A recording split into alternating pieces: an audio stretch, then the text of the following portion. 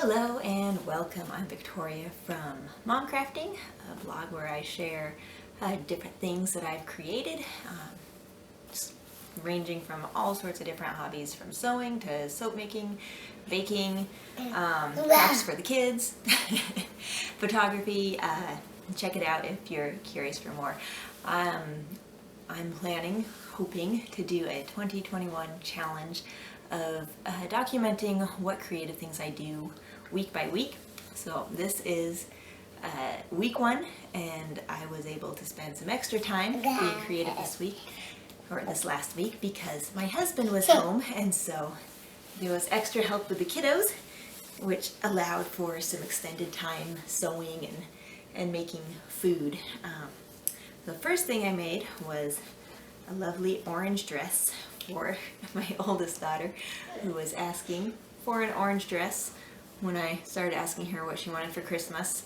An orange dress was the consistent response. So I was able to get that made. There's more information on that on my blog if you're curious about the method I used. I found an old t-shirt at the thrift store and cut it up and turned it into a dress. And then yesterday I had a kind of a crafting fail. Maybe we'll just call it a crafting lesson learned. It's been a couple years since I canned, and apparently I was a little distracted. Everything was going super well. I had a bunch of grape juice from grapes that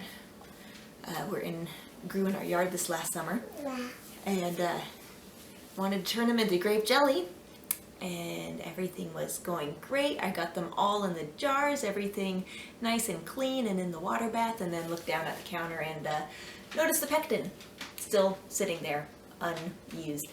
And so I have jars of wonderful grape syrup, which is still good, just not as easy to use on sandwiches. So now I know.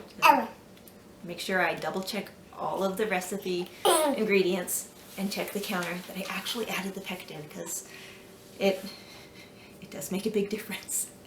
But I was able to enjoy my time, and even though I am disappointed that our grape harvest won't be utilized as well as I had hoped, it's still is edible and safe to consume, so there is a plus there. So at least my failure wasn't a complete failure. It was, we can put that in the lesson learned column. So if you've done anything creative, please share. If you want to join me in this endeavor, I would love to hear about what you're making and what you're doing. It doesn't have to be anything big or serious. My goal with creativity is for it to be something that I relax with. I love making things and designing things, and I love it even more when it's something that can be useful or practical for my family or people that I love.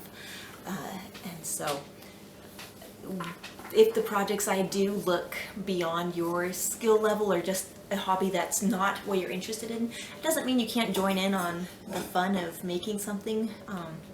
It just means that maybe your version of relaxing creativity is more along the lines of organizing, or you're doing paper crafts, which I'm not good at paper crafts, or drawing or painting, or there's so many different things that you can be creative with.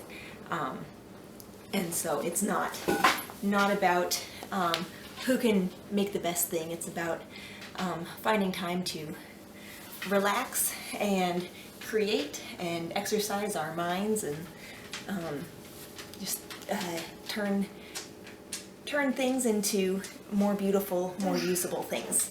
So I hope you will join me and start documenting what you're having fun making.